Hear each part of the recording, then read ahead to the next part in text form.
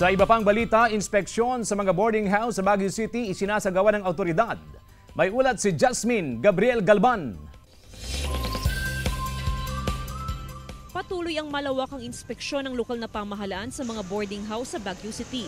Layo nitong matiyak ang kaligtasan ng mga estudyanteng nagbalik eskwela. 12 may-ari ng boarding house ang inisyuhan ng notice to comply ng City Health Office dahil sa paglabag sa sanitation code. Nadiskubre sa inspeksyon na marumi ang ilan sa palikuran ng mga boarding house. Yung iba, makita mo, madumi na talaga due to marami yatang borders, hindi niya nalinisan. So yun ang sinabi namin, you have to comply. Otherwise, kung babalikan namin, we have to recommend for possible revocation ng inyong business permit. Bukod sa maruming palikuran, nakitaan din ang ilang boarding house na naharangan ng fire exit. Kung may violations, we issue notices of violations.